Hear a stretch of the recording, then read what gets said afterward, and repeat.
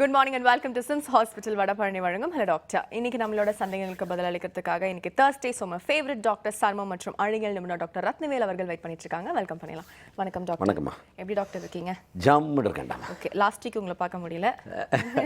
Okay, so இன்னைக்கு நிறைய therapies பற்றி பேசலாம் doctor. First sclerotherapy. Skin formation ஆகும்போது இரத்த குழாயும் சேர்ந்து ஃபார்மேஷன் ஆகுது. ஓகே, அந்த இரத்த குழாய் ஃபார்மேஷனில் ஏதாவது டிஃபெக்ட்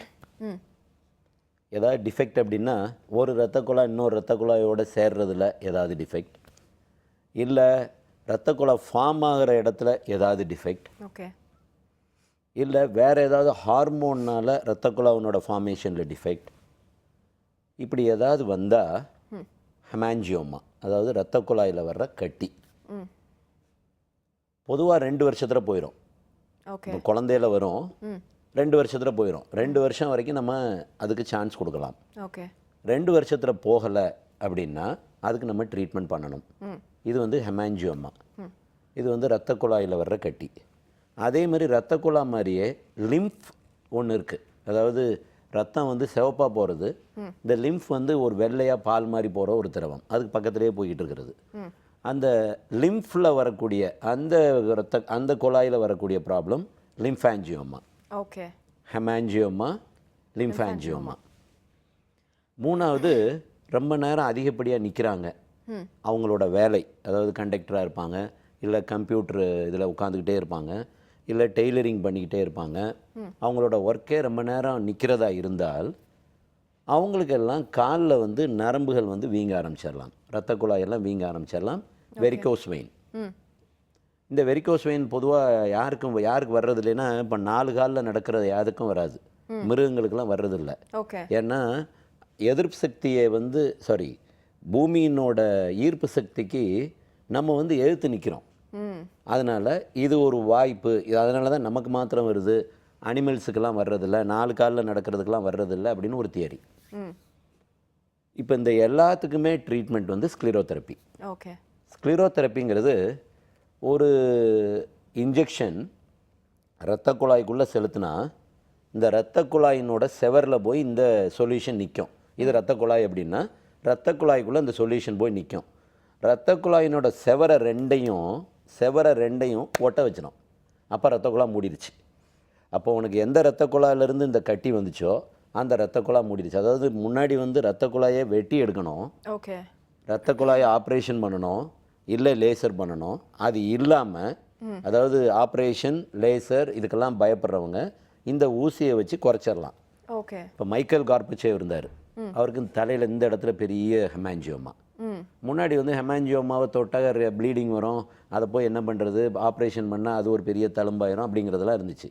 இப்போ அது இல்லாமல் இரத்த குழாயில் வரக்கூடிய எல்லா பிரச்சனைகளுக்கும், இரத்த குழாய் வீங்கி போயிருச்சு அப்படின்னா, இல்லை இரத்த குழாயில் வந்து இரத்த குழாய் வீக்கத்தினால வரக்கூடிய தோல் நோய்கள், அதாவது கரப்பானில் ஒரு கரப்பான் வந்து ஸ்டேசிஸ் எக்ஸிமா, ஓகே, ரத்தம் வந்து கீழே போயிட்டு மேலே வராமல் எங்கே நிற்கிதோ, பூலாகி நிற்கிதோ அங்கே வந்து அந்த எக்ஸிமா வந்துடும், கரப்பான் வந்துடும். இது வந்து இரத்த குழாயினால் வரக்கூடிய கரப்பான். இப்போ அதுக்கும் இரத்த குழாயை சரி பண்ணிட்டோம்னா இந்த கரப்பான் போயிடும், இல்லைன்னா காலம் பூரா சொரிஞ்சிக்கிட்டே உட்காந்துருக்கணும். அப்போ இந்த மாதிரி இரத்த குழாயில் வரக்கூடிய ப்ராப்ளம் எல்லாத்துக்கும் இந்த ஸ்க்ளீரோதெரப்பி. இப்போ மெயினாக எதுக்காக வர்றாங்க அப்படின்னா ஹெமாஞ்சியோமா, இரத்த குழாயில் வரக்கூடிய கட்டி.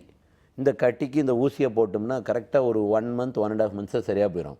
ஓகே, திரும்ப ஒரு ஊசி எப்படியும் ஒரு 4-5 ஊசி ஒரு 1 month கேப்பில் 6 மாதத்துக்கு ரெகுலராக பண்ணணும். காலில் வரக்கூடிய நரம்பு வீக்கம், காலில் பட்டையாக சில பேருக்கு இருக்கும், ரிக்ஷா ஓட்டுறவங்களுக்குலாம் நரம்பெல்லாம் வீங்கி புடைச்சி போய் நிற்கும், அவங்களுக்கு எல்லாருக்கும். அப்போ ஒரு நரம்பு பூராமே இருக்குது, முன்னாடி என்ன பண்ணுவோம், நரம்பு கம்ப்ளீட்டாக எடுத்துருவோம்.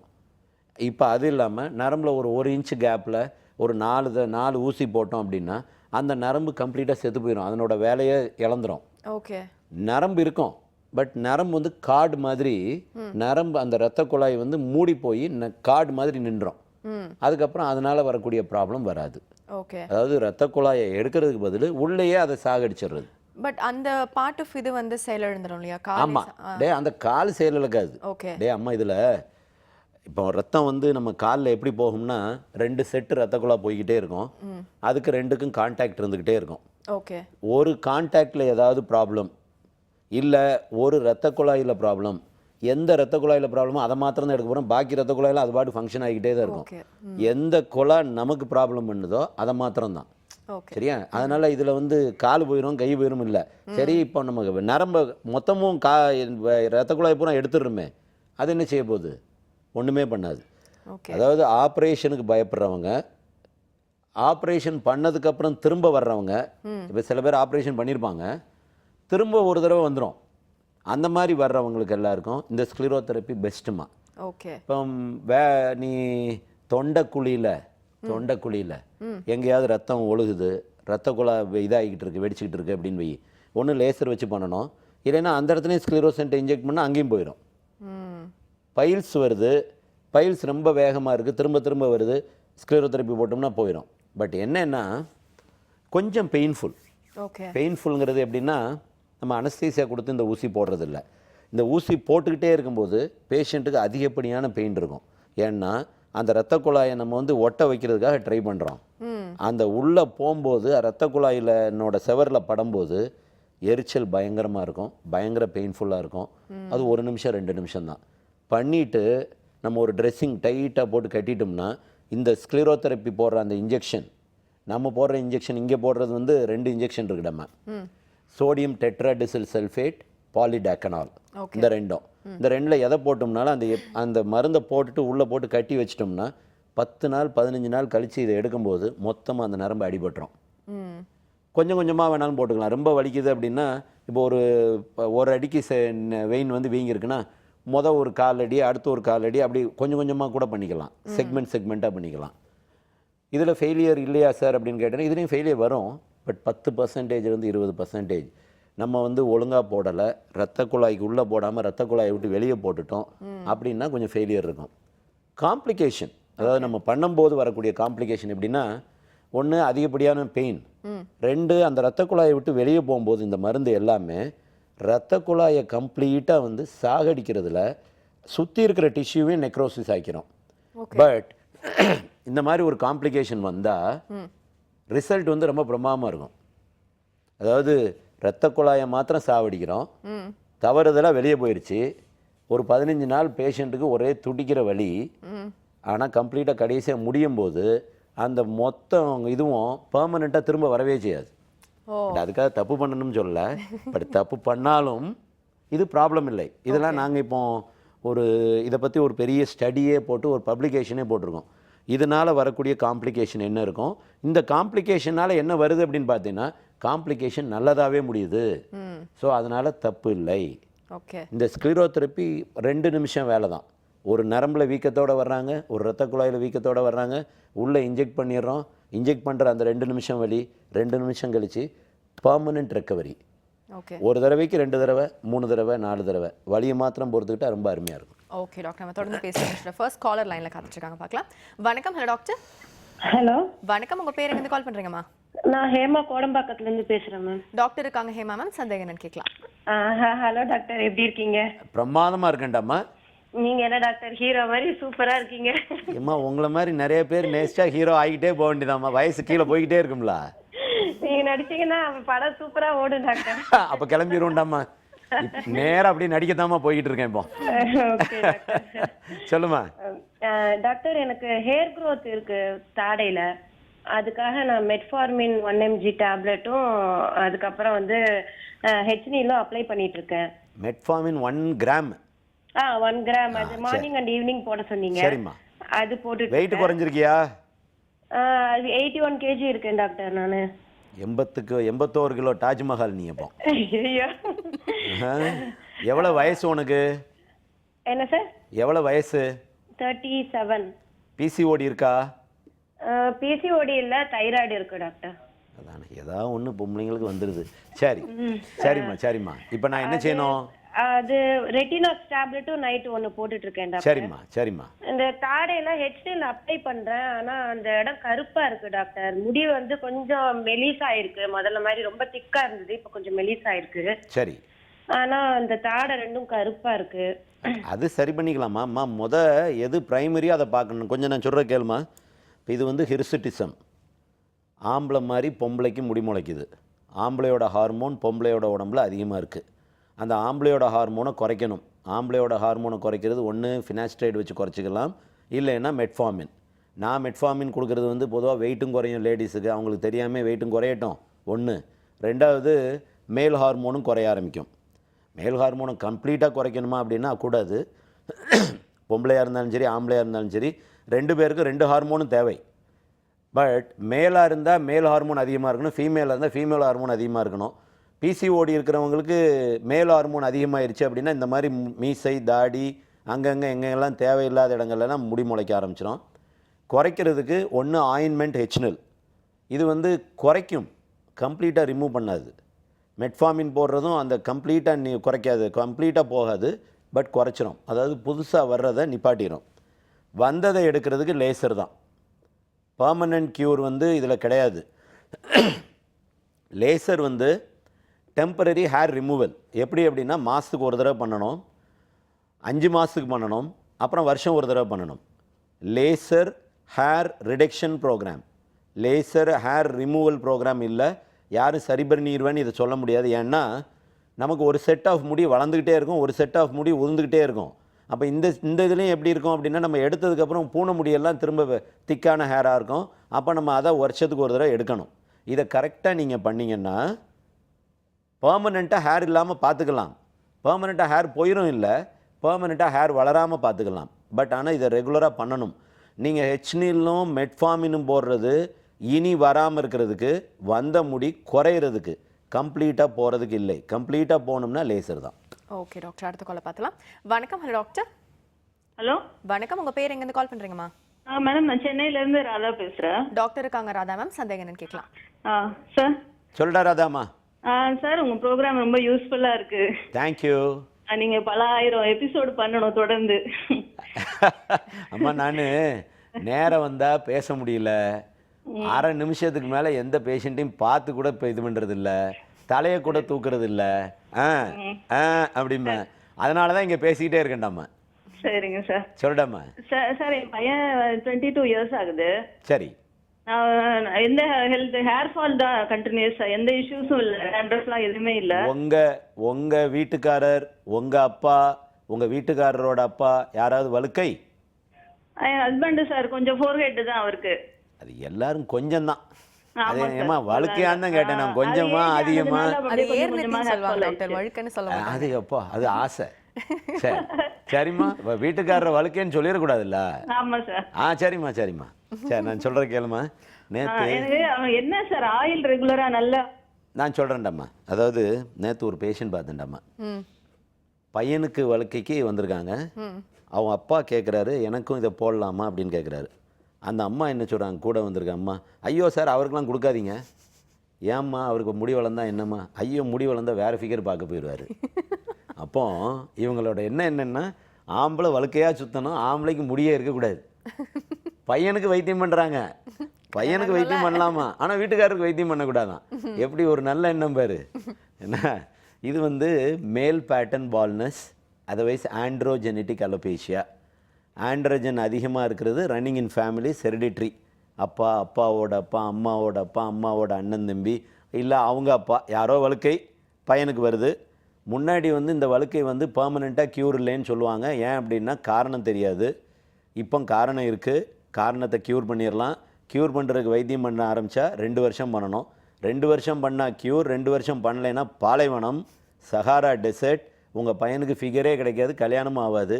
ஒழுங்காக செய்யுங்க. இதை ஏன் இவ்வளோ தூரம் சொல்ல வேண்டியிருக்கு அப்படின்னா, அடுத்த கேள்வி என்ன கேட்பீங்க, இந்த மாத்திரைனால சைடு எஃபெக்ட் இருக்கா சார்? 4 மாத்திரை 3 மாத்திரை எழுதுனா எப்படி சார் அப்படிம்பாங்க. அயன்னா அயன் 1 மாத்திரை, பயோட்டின்னா பயோட்டின் 1 மாத்திரை, ஃபினாஸ்டேட்னா ஃபினாஸ்டேட் 1 மாத்திரை. இது 3ஐயும் சேர்த்து ஒருத்தன் மாத்திரை போட்டான்னா ஒரே மாத்திரையில் போட முடியும். பட் அப்படி போட முடியாது. ஏன்னா ஒவ்வொன்றும் ஒவ்வொரு காம்பினேஷன். இது வந்து கொஞ்சம் ரெகுலராக சின்சியராக சாமி கும்பிட்ற மாதிரி பண்ணுறவங்களுக்கு தான் க்யூர் ஆகும். இல்லைன்னா ஆவாது ஆவாது ஆவாது. இதில் ஃபெயிலியர் ரேட், சரி நான் இவ்வளவும் பண்ணுறோம் இவ்வளவும் பண்ணால் ஃபெயிலியர் ரேட் இருக்குமான்னு கேட்டால் 90% சக்ஸஸ் மெடிக்கல் ட்ரீட்மெண்ட்டில், 10% ஃபெயிலியர். அந்த ஃபெயிலியர் இருந்தால் ஹேர் டிரான்ஸ்பிளான்ட் தான் போகணும். பட் இதை ஒழுங்காக வைத்தியம் பண்ணுறவங்களுக்கு இதில் பேசிக்கலாக எப்படின்னா சின்சியாரிட்டி மாத்திரம்தான் இந்த ட்ரீட்மெண்ட்டில். நீங்கள் சின்சியராக இருந்தால் 100% நான் எப்படியாவது முடிய வளர்த்துருவேன். நான் சொல்கிற மருந்தை நோட் பண்ணிக்கிடுங்க. ஹேர் 10% டெய்லி நைட், காலையில் ரீடென்சில் டெய்லி மார்னிங், மண்டேல இதெல்லாம் மண்டேல மூஞ்சில் வடிய விட்டிங்கன்னா மூஞ்சி பூரா கரடி குட்டி மாதிரி முடி முளைச்சிடும். நிறையா பேர் கரடி ஆகி போனாங்க. இந்த மூஞ்சில் கையை வச்சுட்டு தடவிட்டு மூஞ்சில் தடவுறது, கையை வச்சுட்டு தடவிட்டு கை காலில் தடவுறது, இதெல்லாம் தடவுனீங்கன்னா எங்கெல்லாம் தடவுறீங்களோ அங்கெல்லாம் மருந்து வரும், அங்கெல்லாம் முடி முளைச்சிரும். இந்த மருந்தினோட அந்த ஹேர் 10ங்கிறது மினாக்சிடில். அந்த மினாக்சிடினோட எஃபெக்ட் வந்து ஆக்சுவலாக ஒரு பிபிக்கு கொடுக்குற ட்ரக், பிபியை குறைக்கிற ட்ரக்கு. பிபிக்கு மாத்திரையாக போட்டுட்டு இருந்தப்போ எல்லாருக்கும் அதனோட சைடு எஃபெக்டாக முடி முளைக்க ஆரம்பிச்சிச்சு. அந்த சைடு எஃபெக்டை தான் நம்ம நல்ல எஃபெக்ட் கொண்டாந்துருக்கோம். இந்த மருந்தை மண்டேல மாத்திரம் போடணும், எங்கே முடி வேணுமோ அங்கே போடணும். ஒன்று. காலையில் ரீடென்சில் வந்து டென்சிட்டியை கூட்டுறதுக்காக, புது முடியை வளர்க்குறதுக்காக. இதை ரெண்டும் லைஃப் லாங், இதை நிப்பாட்டுற வேலையே கிடையாது. மாத்திரைகள் 2 வருஷம். ஃபினாஸ்ட்ரைட் ஒரு 3 மாதத்துலேருந்து 6 மாதம், டிபெண்டிங் அப்பான் தி அலோபேஷியா. சில பேருக்கு 1 இயர் வரைக்கும் கூட போட வேண்டியிருக்கும், 2 இயர்ஸ் வரைக்கும் கூட போட வேண்டியிருக்கும். ஃபைன் 2 மில்லிகிராம் டெய்லி நைட், பயோனா இ காலையிலையும் நைட்டும், சோஃபர் காலையிலையும் நைட்டும். 2 வருஷம் சின்சியராக பண்ணிங்கன்னா க்யூர், இல்லைன்னா சஹாரா டெசர்ட். ஓகே டாக்டர், அடுத்த கால் பார்த்துலாம். வணக்கம். Hello doctor. ஹலோ வணக்கம், உங்கள் பேர் எங்கேருந்து கால் பண்ணுறீங்கம்மா? ஹலோ, நான் சாந்தினி மேடம். ரொம்ப உங்ககிட்ட பேசுறது ரொம்ப சந்தோஷமா இருக்குது. Thank you so much. யார் எங்கேருந்து பேசுறீங்க? பேசுறேங்க. உங்கள் பேருங்க? சரோஜினிங்க என் பேரு. டாக்டர் இருக்காங்க சரோஜினி மேம், சந்தேகம் கேட்கலாம். டாக்டர்கிட்ட கொடுங்க. கண்டிப்பா. Hello doctor. சொல்லலாமா? ரொம்ப சந்தோஷங்க சார், உங்க ப்ரோக்ராம் ரெகுலரா பாப்பேங்க சார். நான் எதுமா ரொம்ப பிடிச்சிருக்கு? எல்லாமே நீங்க சொல்றது எல்லாமே ரொம்ப பிடிச்சிருக்கு சார். எது பொம்பளைங்களை வயிறுதா? இல்லைங்க சார், ரெண்டுமே இருக்கணுங்க சார். திட்டுனாலும் அதுல ஒரு இது இருக்கு இல்லைங்க சார், காரணம் இருக்கு, அதனுடைய ஒரு பவர் இருக்கு இல்லைங்களா சார்? ஓஹோ, பவர் இருக்கோ? நீங்க வந்து கடவுள் அனுப்பிச்ச வச்ச வரப்பிரசாதம் நாங்க நினைக்கிறோம் சார். ஐயோ, நெஞ்ச தொட்டியம்மா, நெஞ்ச தொட்டியம்மா. ஸ்கின்னுக்கும் கடவுள் அனுப்பிச்ச விட்ட வரவும் தான் நீங்க நினைக்கிறேன் சார். போச்சுடாமா. தேங்க்யூமா. இப்பதான் ஏட கூடமா கேட்டு திட்டு வாங்கிறாதீங்க. சொல்லுடாமா. சார் சார், ஸ்கின் அலர்ஜிஸ் எப்ப பாரு இச்சிங் ப்ராப்ளம் இருந்துகிட்டே இருக்குங்க சார். எனக்கு தடிப்பா வருதாமா? லைட்டா அப்படி புண்ணாகி லைட்டா பிளட் வருதுங்க சார். அப்புறம் அப்படி கருப்பாயிருதுங்க சார். எந்த இடத்துல? எல்லாம் உடம்பு ஃபுல்லாவே அப்படிதாங்க சார் இருக்கு. அம்மா, தடிப்பா வருதா? தடிப்பெல்லாம் இல்லைங்க சார், லைட்டா புண்ணு மாதிரி வருதுங்க சார். அப்படி சொரிஞ்சோம்னா அப்படி இதாயிடுதுங்க சார். கொசு கடிச்ச அலர்ஜி மாதிரி வருது? ஆமாங்க சார். உடம்பு ஃபுல்லாவுமே இருக்கா? ஆமா, உடம்பு ஃபுல்லானா அங்கங்க கை, இந்த ஷோல்டர் கிட்ட, கை, இந்த சதை கிட்ட. சரி, உன் வயசு என்ன? எனக்கு ஏற்கனவே சர்விக்ஸ் கேன்சர் இருந்து ஆபரேட் பண்ணியிருக்கேன் சார். உன் வயசு என்னம்மா? என் வயசு 45ங்க சார். சரிம்மா, நான் சொல்கிறேன் கொஞ்சம் கேளுமா. அதாவது வாழ்க்கையில் இன்பமே சொரிதான். The most pleasurable sensation on earth is itching. ஏன்னா இச்சிங்க்கு நாங்கள் சொல்கிறதே இதுதான் அதனோட இது. அதாவது வாழ்க்கையில் சுகமே சொரிய இன்பம், சொரிஞ்ச பின் துன்பம். பட் இதில் என்ன அப்படின்னா, இந்த அரிப்பு உடம்பு பூரா வர்றதுக்கு ஒன்று டயபெட்டிஸ் மெயினான ரீசன். ரொம்ப அரிப்பு இருக்குது, வேறு எதுவும் ப்ராப்ளமே இல்லை, வேறு எதுவும் அலர்ஜி இல்லை, சாப்பாடுனால கூடலை, தண்ணினால் கூடலை, வெயில்னால் கூடலை அப்படின்னு சொன்னால் டயபெட்டிஸ் இருக்கான்னு பார்க்கணும். ரெண்டாவது, கிட்னியில் வரக்கூடிய ப்ராப்ளம்ஸுக்கும் இச்சிங் வரலாம். மூணாவது, லிவரில் வரக்கூடிய ப்ராப்ளம்ஸுக்கும் இச்சிங் வரலாம். இது 3 இல்லை அப்படின்னா அட்ரிகாரியா, இது வந்து காமனாக வரக்கூடிய அலர்ஜி. தண்டாக பட்டையாக வரும், சாட்டையாக வரும், ஒரு கொஞ்ச நேரத்தில் மறைஞ்சிரும்.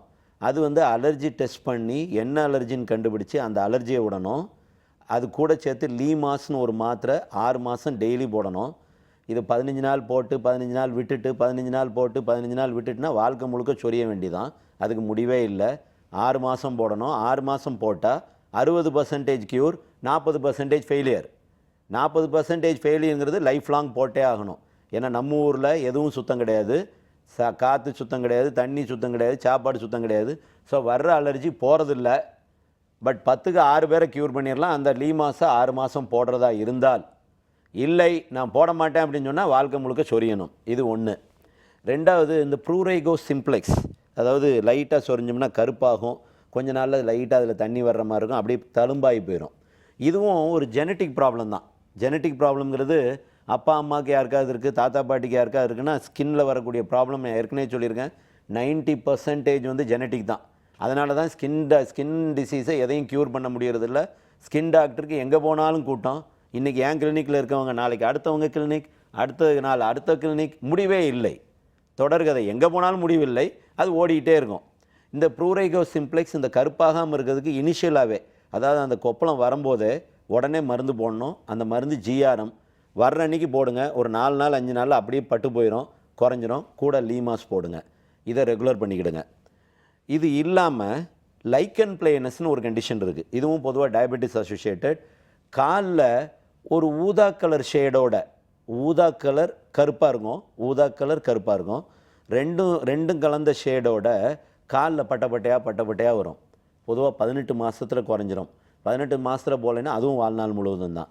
அதுக்கும் இதே ஜிஆர்எம், இதே லீமாஸ் தான். பட் எந்த இச்சிங் டிஸார்டராக இருந்தாலும் ஸ்கின்னில் நீங்கள் வந்து ஸ்கின் டாக்டர் க்யூர் பண்ணிடுவாருங்கிறத விட ஸ்கின் டாக்டர் நமக்கு கண்ட்ரோல் பண்ணி கொடுத்துருவார். இப்போ என்கிட்ட பேஷண்ட் வந்தாங்கன்னா, நான் I will try to help யூமா அப்படிம்பேன். முடிஞ்சால் நான் ஹெல்ப் பண்ணி தரேம்மா, முடியுதான்னு பார்ப்போம் அப்படிம்பேன். ஏன்னா யாரும் இதில் க்யூர் பண்ணிடுவேன்னு சொல்ல முடியாது, க்யூர் ஆகாதுன்னு சொல்ல முடியாது. 10 நாள் இருப்பான்டா, 11ஆவது நாள் செத்து போயிடுவான், அம்மா அப்பாக்கெலாம் சொல்லி எல்லாருக்கும் சொல்லுன்னு சொல்லி கூப்பிட விடுவோம். 100 வருஷம் இருப்பான்டாம்மா, 100 வருஷம் இருப்பான்னு சொல்லுவோம், 10 நாளில் செத்து போயிடுவான்டாம்மா. ஸோ இது வந்து நம்ம மீறின செயல். பொதுவாக தோலில் வரக்கூடிய ப்ராப்ளம் எல்லாமே, இந்த அரிப்பு சம்மந்தப்பட்ட வியாதிகள் எல்லாமே போவதில்லை. கண்ட்ரோலுக்கு மருந்தை ரெகுலராக பண்ணணும். ஓகே டாக்டர், நம்ம தொடர்ந்து மீசோ தெரப்பி பற்றி பேசலாம். ஒரு சின்ன பிரேக் அப்புறமா. ஒரு சின்ன பிரேக் அப்புறம் மீட் பண்ணலாம். அது சிம்ஸ் ஹாஸ்பிட்டல் வடபழனி வழங்கும் ஹலோ டாக்டர்.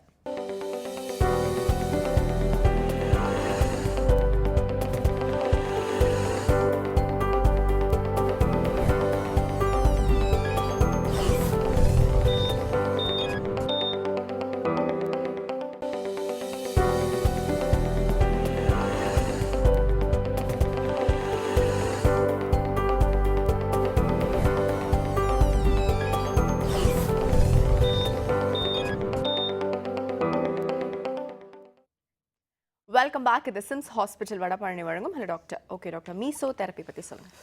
அதாவதுமா, கொஞ்சம் போல் இன்ஜெக்ஷன், கொஞ்சம் போல் மருந்து, இதை வச்சு skin whitening, skin lightening, anti ageing, wrinkle remover, vitamin C, nutrition, இதெல்லாம் சீரமாக இருக்குது. இதெல்லாம் நிறைய பாட்டிலில், ஒரு பாட்டிலில் ஆன்டி ஏஜிங், ஒரு பாட்டிலில் ஸ்கின் ஒயிட்டனிங், ஒரு பாட்டிலில் ஸ்கின் டைட்டனிங், ஒரு பாட்டிலில் ஸ்கின்னில் வரக்கூடிய ரிங்கிள்ஸை ரிமூவ் பண்ணுறதுக்கு, இப்படி எல்லாத்துக்கும் தனித்தனியாக இருக்குது. முன்னாடி என்ன செய்வோம், ஆயின்மெண்ட்டாக எல்லாருக்கும் போட்டுக்கிட்டே இருப்போம். இப்போ வந்து அதை இன்ஜெக்ஷனில் எடுத்து, இப்போ இங்கே எனக்கு ரிங்கிள் வருது, இங்கே எனக்கு ஏஜிங், இது தொங்குது, ஏன்னா இந்த தொங்குதுன்னா அங்கே இன்ஜெக்ட் பண்ணி விட்டோம்னா அந்த தொங்குறது போயிடும். 6 மாதம் நல்லாயிருக்கும், 6 மாதம் கழித்து பழைய கிளவி கதை தொடரின்னு திரும்ப தொங்கிடும், திரும்ப போடணும். இங்கே பூரா கருப்பாக இருக்கும், அதில் ஒயிட்டனிங் போட்டு விட்டோம்னா 6 மாதத்துக்கு நல்லாயிருக்கும், 6 மாதம் கழித்து திரும்ப வரும். ரிங்கிளாக இருக்கும், ரிங்கிளில் போட்டோம் அப்படின்னா அந்த ரிங்கிள் போயிடும், 6 மாதம் கழித்து திரும்ப வரும். ஓகே. நியூட்ரிஷன், ஸ்கின்னுக்கு வந்து அந்த டெக்ஸ்சர் நல்லா இல்லை, ஸ்கின் பார்க்க நல்லா இல்லை, ஸ்மூத்தாக இல்லை, அந்த டெக்ஸ்சருக்காக போடக்கூடிய சீரம்.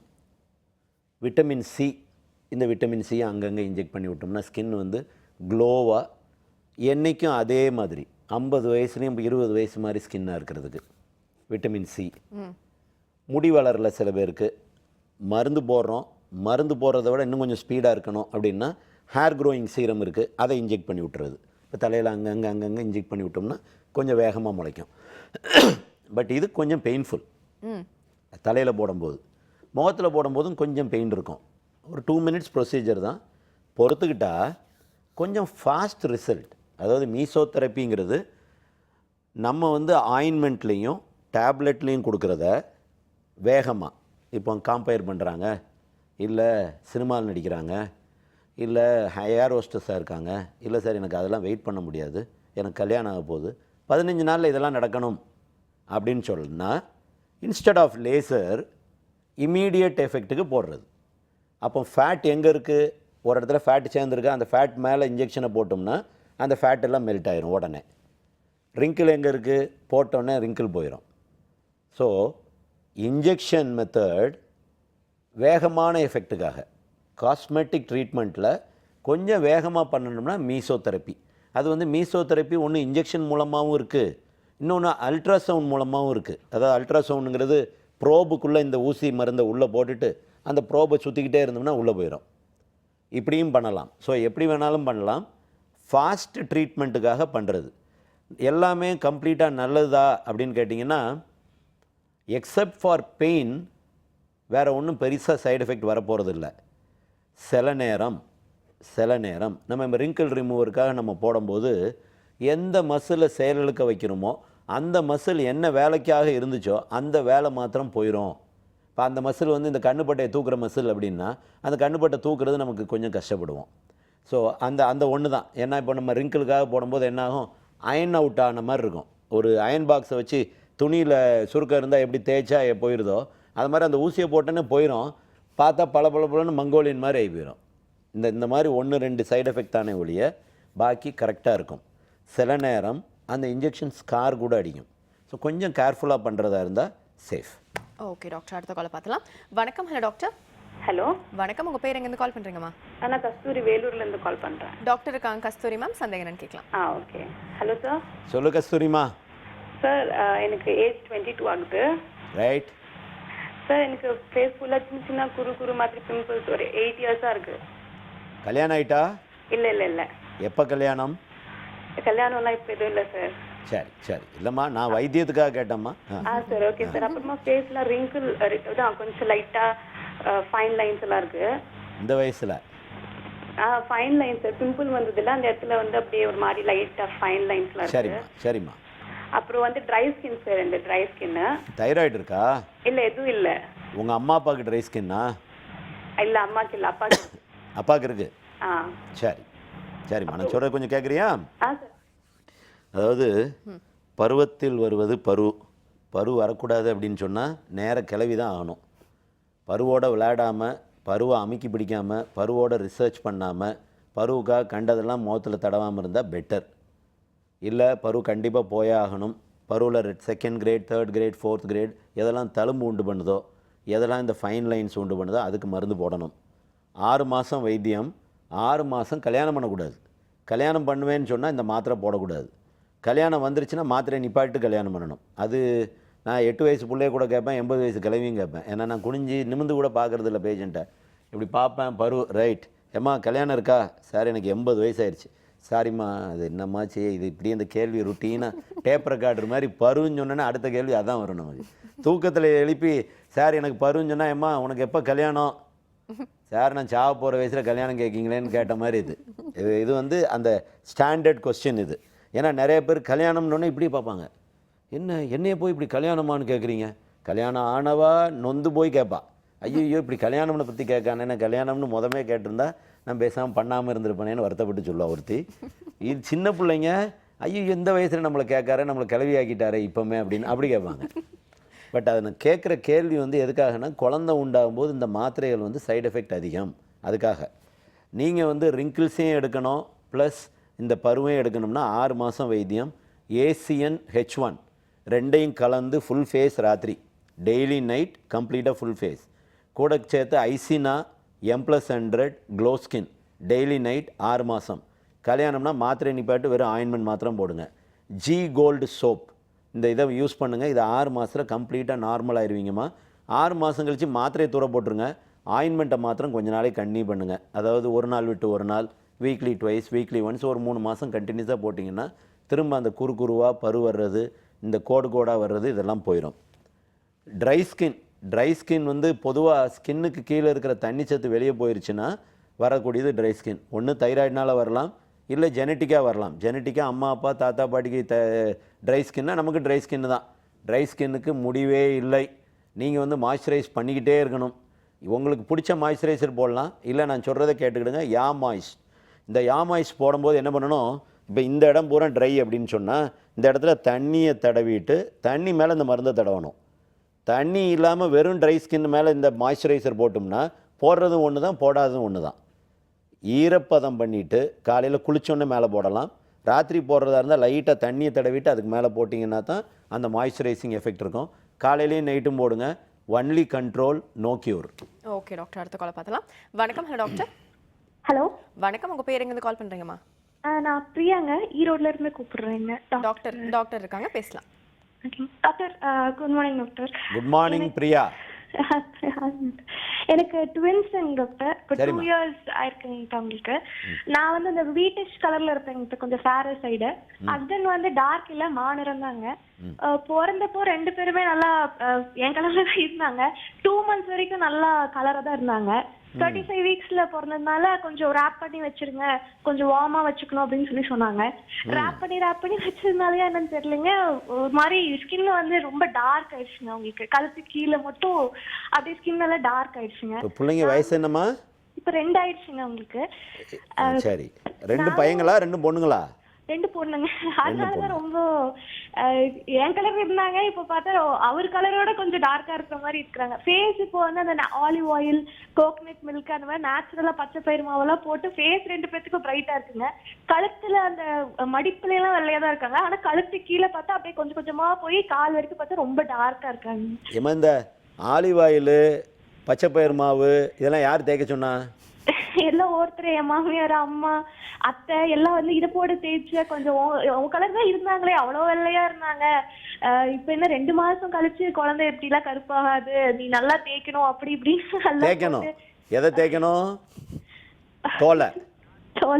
நல்லா தேய்ச்சி ஒரு நாளைக்கு தோலை பூரா கலட்டி எடுத்துடணும். என்ன, தோல் இருந்தா தானே கலரு, தோல் இல்லைன்னா கலரே இல்லை. அம்மா அதாவதுமா, அந்த பழைய அந்த என் கலர் இருக்காங்க. ஏம்மா நீ என்னம்மா இங்க கேளு, இப்போ எதுவும் 2 பொண்ணுங்களுக்கு மாப்பிள்ளை பார்த்துட்டு இருக்கியா? இல்லைங்க, பார்க்கணும் இல்லைங்க. அப்ப கேட்பாங்க இல்லைங்க, அதனால இப்ப பார்க்கும்போது கேட்பாங்க. ஓஹோ, இப்போ இருந்தே ரெடி பண்ணிட்டு இருக்க. சரி, இப்போ இருந்தே மாப்பிள்ளையை பார்க்கறதுக்கு ரெடி பண்ணிட்டு இருக்க, பொண்ணை ஃபிகர் ஆக்கிக்கிட்டு இருக்க. சரி, கொஞ்சம் சொல்றது கேளுமா. விளையாடும் போது பார்த்தா எல்லாம் ஒரே மாதிரி இருக்காங்க, மேல இருந்து கீழே வரைக்கும். இவங்க மட்டும் ஃபேஸ் மட்டும் நல்லா வெள்ளையா இருக்காங்க, உடம்பெல்லாம் ரொம்ப டார்க்கா. எப்படியெல்லாம் பொம்பளைங்களுக்கு கவலை வருதுமா, வாழ்க்கையில என்னென்னலாம் பிரச்சனை உங்களுக்கு. சரி அம்மா, நான் சொல்றத கேளுமா. நான் வையக்கூடாதுன்னு நினைச்சாலும் என்னை விடாம பிடிச்சி என்னை வைடா எனக்கு அதான்டா வேணும் அப்படின்னு சொல்றத கேட்டால் நான் என்ன செய்யறது? சரி, இப்போ கலராக இருந்துச்சு, கலர் குறைஞ்சிருச்சு. எல்லாருக்கும் ஒரு ஏஜில் ஒரு 10 வயசு 12 வயசு ஆகும்போது பிள்ளைங்க வெயிலில் ஓடும், ஆடும், பாடும், என்ன இங்கிட்டு விழும் அங்கிட்டு விழும், கருப்பெல்லாம் வரும் போகும். இப்போமே நம்ம அதை ஏதாவது செய்யணுமா அப்படிங்கிறது அது உங்களுக்கு தான் தெரியுமா? எனக்கு தெரியல. ஏன்னா என்ன சொன்னாலும் யாரும் கேட்க போகிறதில்லை. நான் இதை ஒரு பேஷண்ட்டை நேருக்கு நேரம் என்னை வஞ்சிக்கிட்டே போயிட்டாங்க. 1.5 வயசோ என்னமோ நினைக்கிறேன் அந்த பிள்ளைக்கு. 1.5 வயசில் கலருக்கு மருந்து கொடுங்க சார் அப்படின்னு கேட்காங்க.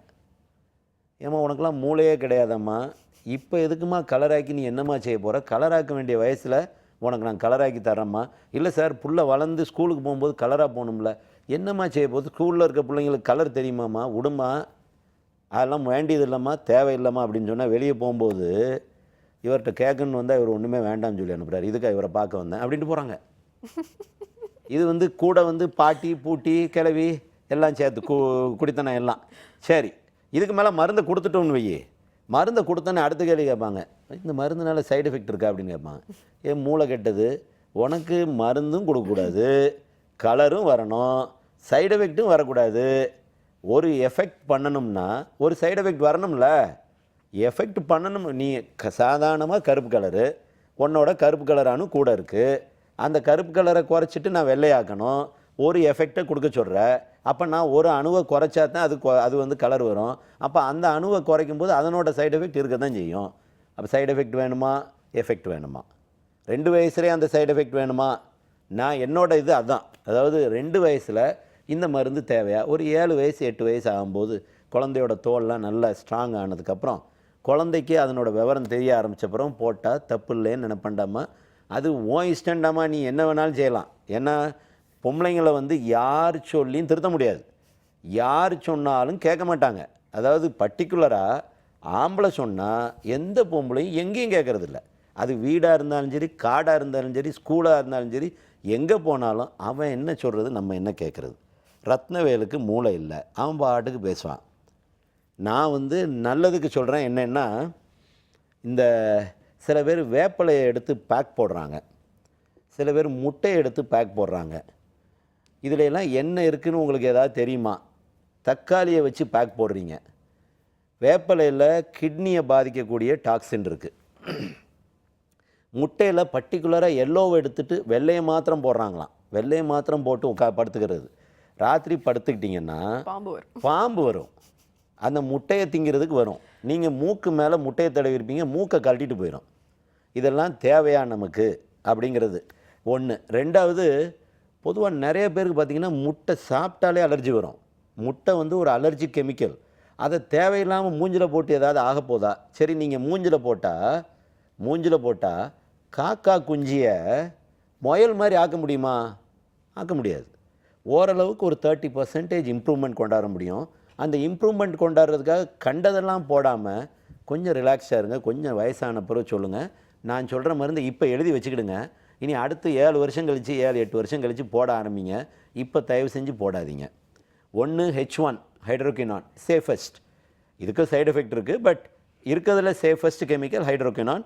H1 ஆயின்மெண்ட் முகம், கழுத்து, கால் எங்கே தடவணுமோ அங்கே தடவிக்கலாம். இல்லைன்னா H1 வந்து 10 பேரில் 7 பேருக்கு ஒத்துக்கணும், 3 பேருக்கு அலர்ஜி வரும். HQ1 10 பேரில் 5 பேருக்கு அலர்ஜி வரும். ஸோ அலர்ஜி வருதான்னு பார்த்துக்கணும். அப்படி அலர்ஜி வருதுன்னா திடீர்னு மூஞ்செல்லாம் வீங்கின மாதிரி இருக்கும், தடிப்பாக இருக்கும், மருந்தை விட்டோன்னே போயிடும். பயப்பட வேண்டியதில்லை. போட்டிங்கன்னா கலர் ஆகிக்கிட்டே போகும். அந்த ஏஜுக்கு மேலே க்ளோ ஸ்கின் டேப்லெட் போட ஆரம்பிச்சிடலாம். ஜி கோல்டு சோப் போடலாம். இப்போ நீங்கள் செய்ய வேண்டியது, இதெல்லாம் விட்டுட்டு வெறும் ஜி கோல்டு சோப் மாத்திரம் யூஸ் பண்ணுங்கள். ஜி கோல்டு சோப் வந்து உங்களுக்கு பெருசாக உள்ளே போக போகிறதில்ல, பெருசாக சைடு எஃபெக்ட் வர போகிறதில்ல. அதை மாத்திரம் போடுங்க. இந்த வேப்பிலையை போட்டேன், புண்ணாக்கை போட்டேன், அதை தடவினேன், இதெல்லாம் விட்டுருங்க. பொண்ணு பார்க்கும்போது, மாப்பிள்ளை பார்க்கும்போது வைத்தியம் பண்ணிக்கிட்டால் போதும். இல்லை காலேஜ் போகிறோம், ஃபிகர் ஆகணும்னா அந்நேரம் பண்ணால் போதும். இப்போ தயவு செஞ்சு ஸ்கின்னை போட்டு டேமேஜ் பண்ணாதீங்க. Okay, I think Priya ribbon cut பண்ணி ஸ்டார்ட் பண்ணிட்டாங்கன்னு நினைக்கிறேன். நம்ம தொடர்ந்து நிறைய விஷயங்கள் பேசலாம் டாக்டர். சின்ன பிரேக் அப்புறமா ஒரு சின்ன பிரேக் அப்புறம் மீட் பண்ணலாம். இது சிம்ஸ் ஹாஸ்பிட்டல் வடபழனி வழங்கும் ஹலோ டாக்டர்.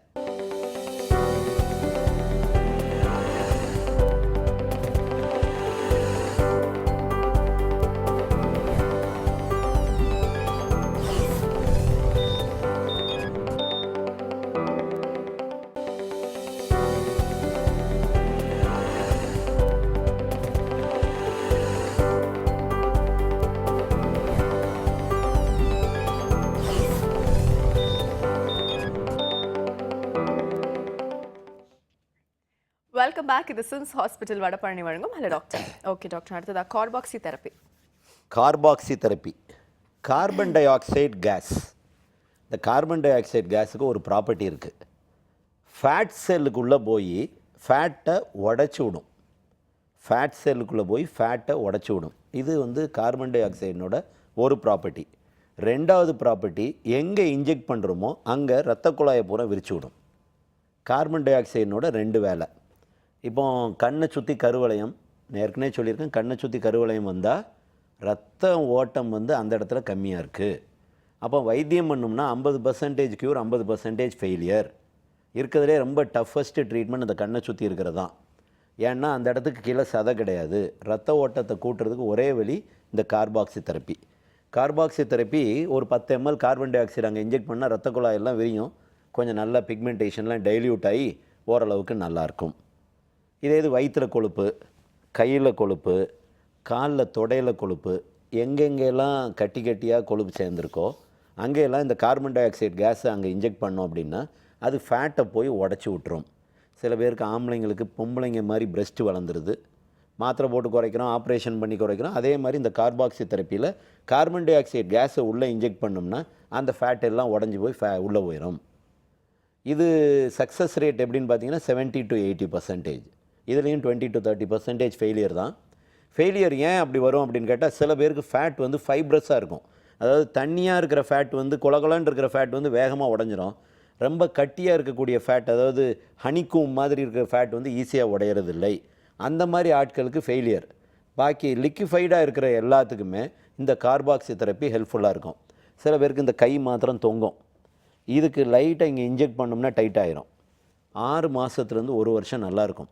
நீங்கள் அதுக்கப்புறம் எக்ஸசைஸ் பண்ணி அதை மெயின்டைன் பண்ணிக்கிட்டிங்கன்னா திரும்ப தேவையில்லை, இல்லைன்னா திரும்ப பண்ணணும்.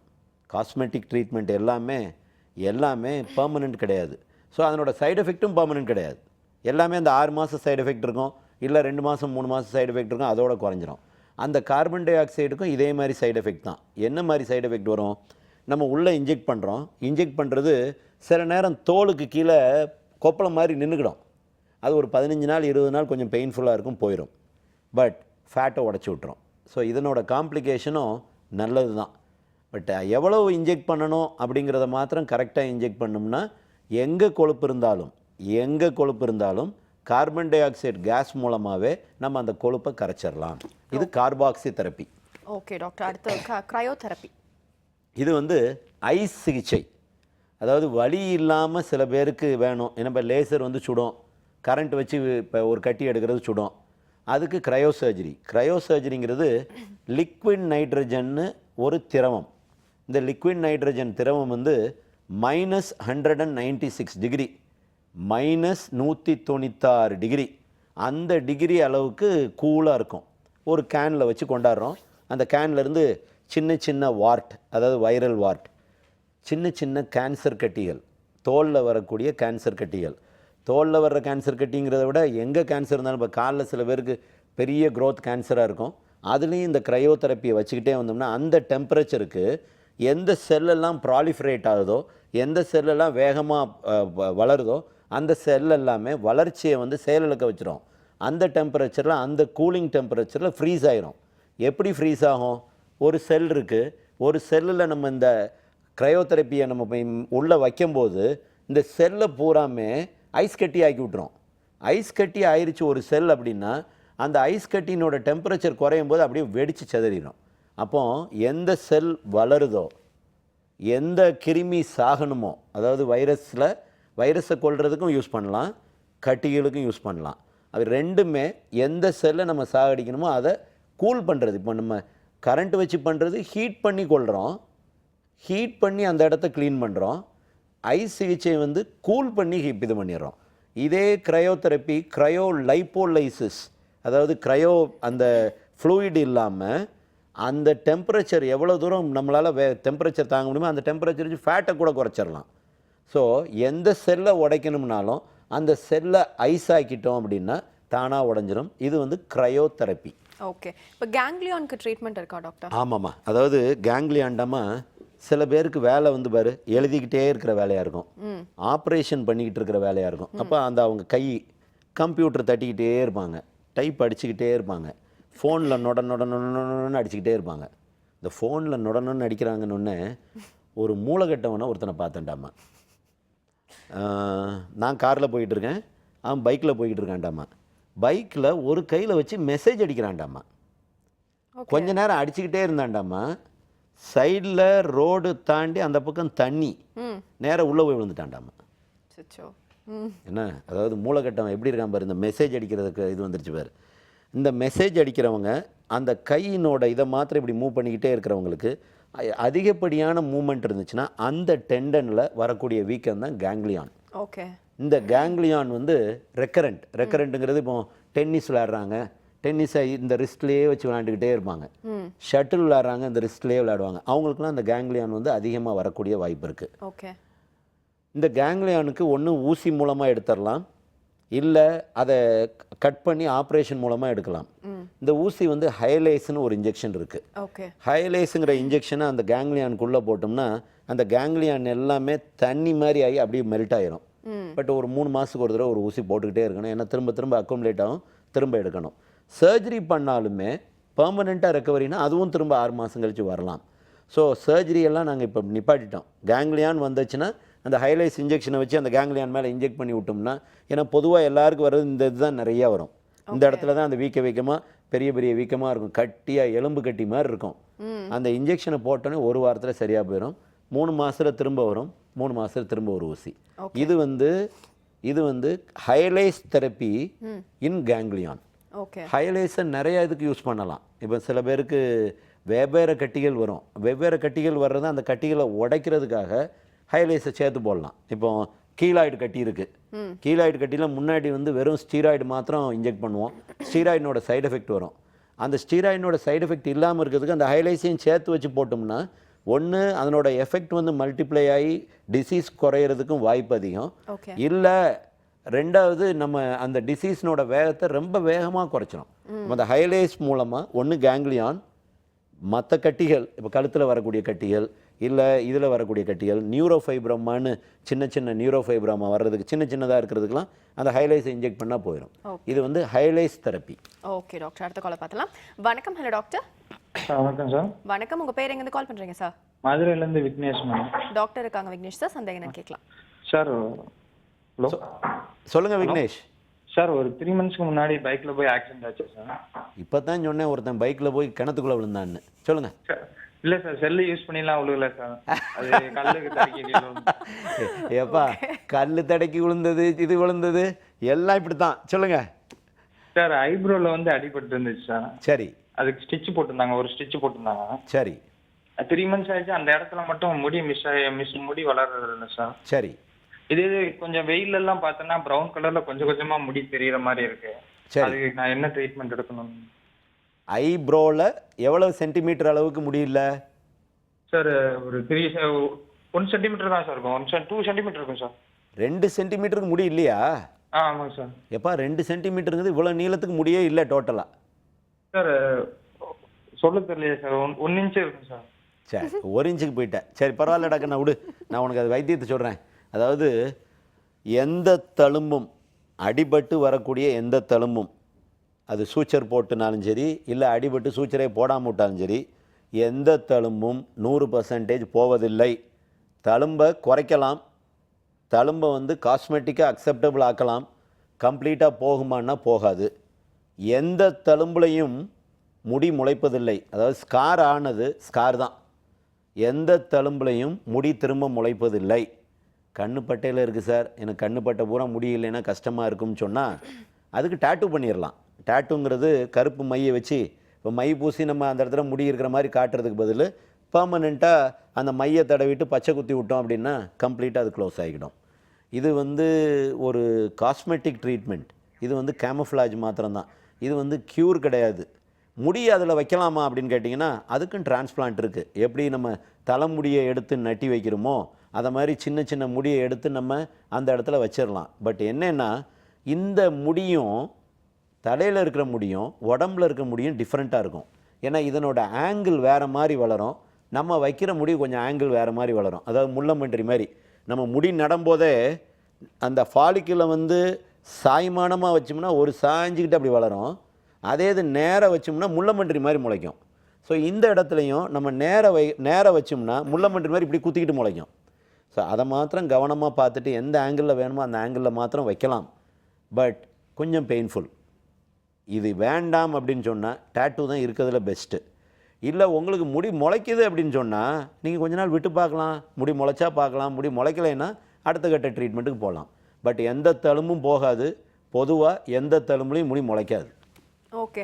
பட் அந்த தழும்பு வந்து இப்போ கியூர் பண்ணிட்டா கீழ இருந்து புது முடி முளைக்காதா சார்? தழும்பை க்யூரே பண்ண முடியாது. இப்போ இவ்வளோ பெரிய தழும்பை நான் இவ்வளோ பெரிய தழும்பாக்கலாம். ஓகே. இவ்வளோ பெரிய தழும்புமா இவ்வளோ பெரிய தழும்பாக்கலாம். தழும்பை கம்ப்ளீட்டாக எடுக்க முடியாது.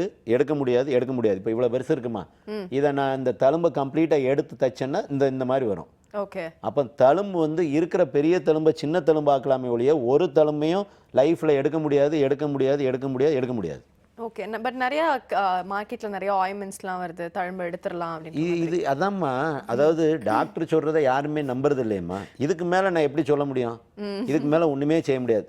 நான் என் பேஷண்ட்டு தழும்பு எடுப்பாங்களான்னு கேட்டால் தழும்பெல்லாம் உன் வாழ்க்கைக்கு போகாது, இந்த மருந்தை தடவிக்கிட்டே ஓரளவுக்கு தெரியாமல் இருக்கும். கருப்பு தழும்பாக இருந்தால் வெள்ளையாக்கி தரேன், வெள்ளை தழும்பாக இருந்தால் கருப்பாக்கி தரேன். இதை தவிர தழும்பை எடுக்க முடியாது. தழும்பை வேணால் சின்னதாக்கி தரேன். தழும்பை பர்மனெண்ட்டாக எடுக்க முடியுமானா முடியாது. Okay doctor. பட் இப்போ இவருக்கு ஆக்சிடென்ட் ஆகி முடி முளைக்காம இருக்கு இல்லையா? நிறைய பேருக்கு வந்து நடுவுலே அவங்களுக்கு நேச்சுரல் ஹெரிடிட்டியாவே அந்த மாதிரி இருக்குன்னா அதை ஈஸியாக க்யூர் பண்ணிடலாம்டா. அதாவது தழும்புங்கிறது ஸ்கார்மா. ஸ்கார் ஆனது மேலே முடிய வளர்க்குறது வந்து முடியாது. பட் இந்த மாதிரி இருக்கிறது சில பேருக்கு பூச்சி வெட்டுனால போயிருக்கும், அதெல்லாம் மருந்து போட்டால் வளர்ந்துடும். இல்லை மினாக்சிலில் தலைக்கு போகிறத லைட்டாக தடவிட்டே வந்தால் கொஞ்சம் டென்சிட்டி வந்துடும். இல்லைன்னா எந்த தழும்புலையும் தழும்பு தோலினோட கீழ்பாகத்தில் வந்துருச்சுன்னா வளராது வளராது வளராது, தழும்பு போகாது போகாது போகாது. ஓகே டாக்டர், ஸோ எனக்கு தெரப்பி பற்றி நிறைய விஷயங்கள் பேசணும், எங்களுக்கு வயறதுக்கும் நிறைய காலர்ஸ் வந்தாங்கன்னு நினைக்கிறேன். ஸோ நிகழ்ச்சியில் பார்ட்டிசிபேட் பண்ணதுக்கு ரொம்ப ரொம்ப தேங்க்ஸ் டாக்டர். தேங்க்யூம்மா. ஸோ இதே மாதிரி அடுத்த சிம்ஸ் ஹாஸ்பிட்டல் வடபழனி வழங்கும் ஹலோ டாக்டர் நிகழ்ச்சியில் சந்திக்கலாம். அதுவரை நன்றி, வணக்கம்.